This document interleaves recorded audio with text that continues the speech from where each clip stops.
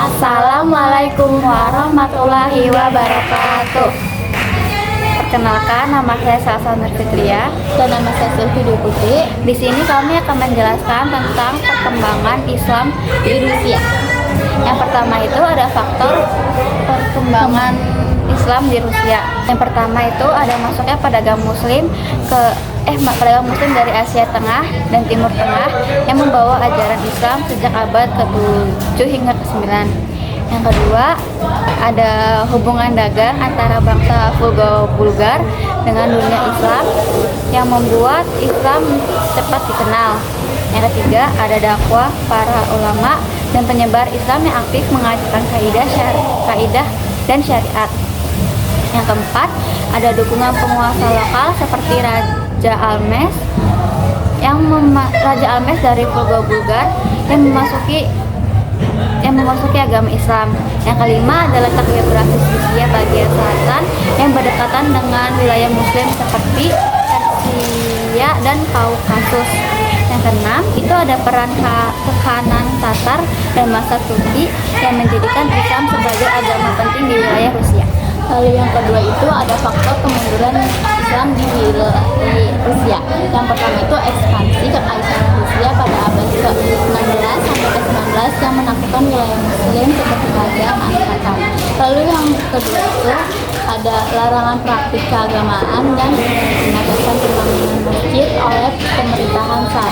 Lalu yang ketiga itu ada rusifikasi.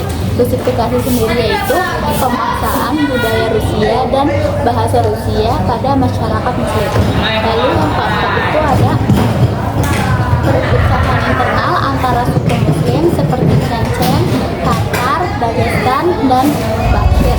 Lalu yang kelima itu ada kebijakan anti agama Uni Soviet yang menutup masjid, madrasah, dan menghapus pendidikan agama. Lalu yang terakhir itu migrasi dan perpindahan penduduk yang membuat komunitas Muslim semakin terpisah-pisah. Lalu ada cerita pada bangsa modern itu. Jadi pada masa modern, terutama setelah runtuhnya Uni Soviet pada tahun 1991, perkembangan Islam di Rusia itu mulai kembali bangkit lagi karena banyak masjid dibuka kembali dan sekolah Islam dan madrasah didirikan lagi, dan umat Islam mulai bebas menjalankan ibadah. Kota-kota seperti Kazan, Grozny, dan Makhachkala menjadi pusat kebangkitan Islam.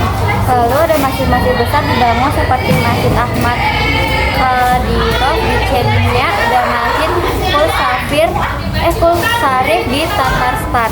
Pemerintah Rusia juga mulai mengakui keberadaan komunitas Muslim sebagai bagian penting dari negara Rusia. Umat Islam aktif dalam dialog antar agama, pendidikan, dan kegiatan sosial.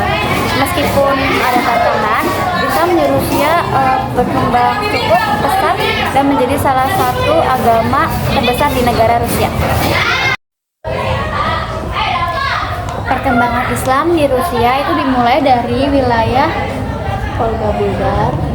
yang Volga-Bulgar itu ada di Kazan. Nah, di Kazan ini banyak para pedagang Muslim dari Asia Tengah yang sering singgah di daerah ini.